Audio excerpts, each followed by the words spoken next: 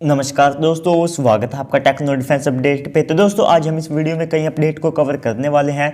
तो दोस्तों सबसे पहले जो नाकोला सेक्टर है वहां पर चीन के सैनिकों ने दोबारा से घुसपैठ करने की कोशिश की है और साथ में तमाम बैठकों और प्रयासों के बाद चीन लगातार अपनी जैसी हरकतें हैं उन्हें बनाए रख रहा है। वो किसी भी तरह का जो बदलाव है वो नहीं चाहता है और इसी के तहत दोबारा से जो हमारा नाकोला सेक्टर है वहाँ पर झड़प हुई है और इसमें हमारे 4 जवान एक तरह से घायल हुए हैं और पहले की झड़प में हमारे तकरीबन 20 जवान शहीद हुए थे और उस समय देश का पारा बहुत ज़्यादा हाई था।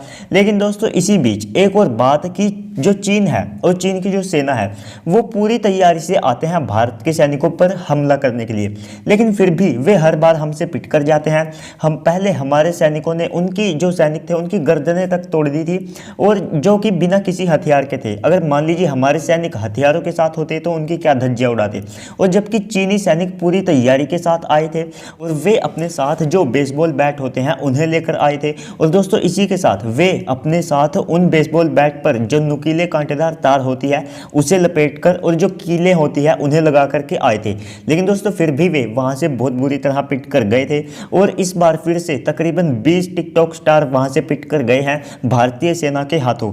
और दोस्तों हमारे जवानों का मोराल देखिए कि वे बिना हथियारों से भी उनसे लड़ने के लिए तैयार रहते हैं। और दोस्तों आप सबको पता है कि जो पहले हमला करता है तो वो विक्टिम पर हावी रहता है, लेकिन दोस्तों यहाँ पर जो केस है वो पूरी तरह से उलट जाता है, क्योंकि यहाँ पर भारतीय सेना जो चीन के सैनिक होते हैं उन्हें और ज़्यादा पीट कर भेजती है। और इससे ये बात तो साफ हो चुकी है कि चीन किसी भी तरह के बदलाव प्रयास या किसी भी तरह के शांति समझौते से नहीं मानने वाला है।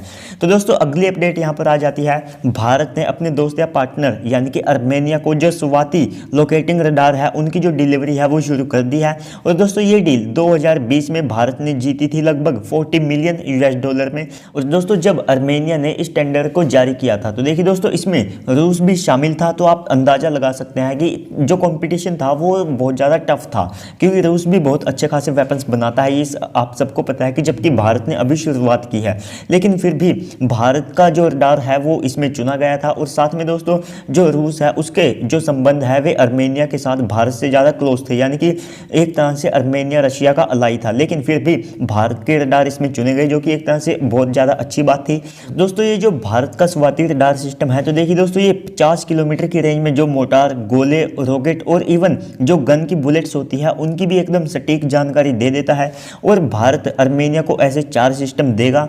और दोस्तों ये इतना ज़्यादा एडवांस है, आप इसका अंदाज़ा यहीं से लगाइए कि ये 81 mm के जो मोटार होते हैं और इसके बाद 105 mm के जो कैलिबर के गोले होते हैं और इसी के साथ 120 mm के जो रॉकेट्स होते हैं ये उनको भी डिटेक्ट कर लेता है। आप देखिए रॉकेट और साथ में जो मोटार यही बहुत ज़्यादा छोटे होते हैं। और दोस्तों इसी के साथ ये एक तरह से जो भारत का, मान लीजिए अगर भारत आयरन डोम जैसा एयर डिफेंस सिस्टम बनाना चाहता है तो ये उसमें बहुत ज़्यादा मदद कर सकता है, क्योंकि जो आयरन डोम सिस्टम है वो इसीलिए बनाया गया है ताकि जो रॉकेट्स हो गए या जो छोटे छोटे एरियल टारगेट हो गए उनको ये बड़ी आसानी से डिटेक्ट कर सकता है। और दोस्तों पाकिस्तानियों पर एक तरह से हंसी भी आती है और तरस भी। हंसी इस बात को लेकर आती है कि जो सिस्टम भारत ने आर्मेनिया को अब तक दिया ही नहीं था तो आर्मेनिया अजरबैजान के युद्ध में वो किस तरह से खराब परफॉर्मेंस दे सकता है। जो चीज़ हमने उनको दी ही नहीं वो कैसे खराब बता सकते हैं। और दोस्तों तरस इस बात का आता है कि हमने इन पाकिस्तानियों का जो मानसिक संतुलन है वो इस तरह से बिगाड़ दिया है कि इनके पास अब जो प्रॉक्सी वार है उसके अलावा कोई भी ऑप्शन नहीं बचा है कि ये इंडिया को टैकल कर सके या हमें टक्कर दे सके। और दोस्तों हम इनका एयर स्पेस यूज़ करते थे तो वहाँ से इन्हें अच्छी खासी रकम मिल जाती थी और इन्होंने 150 करोड़ के एक प्लेन को मलेशिया में फंसा दिया है, यानी कि दोस्तों उन्होंने जब्त कर लिया है। और जो पैसा हम इन्हें देते थे तो उससे ये बड़ी आसानी से ऐसे 4 से 5 प्लेन को छुड़ा नहीं बल्कि खरीद सकते थे। तो दोस्तों इस बात को छोड़िए, अगला अपडेट है हमारे सुपर सुखोई प्रोग्राम को लेकर।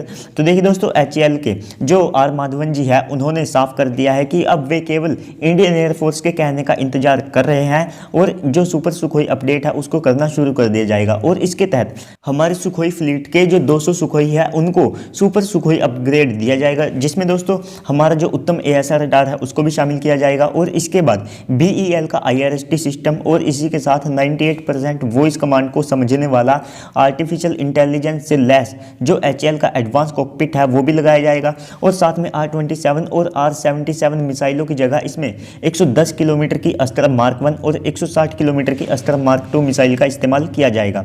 और दोस्तों इसी के साथ इसमें इलेक्ट्रॉनिक वारफेयर सूट का भी इस्तेमाल किया जाएगा और साथ में जो डिजिटल हेड अप डिस्प्ले है उसका इस्तेमाल किया जाएगा, साथ में फ्लाइट डाटा ट्रांसफ़र यूनिट का भी इसमें इस्तेमाल किया जाएगा।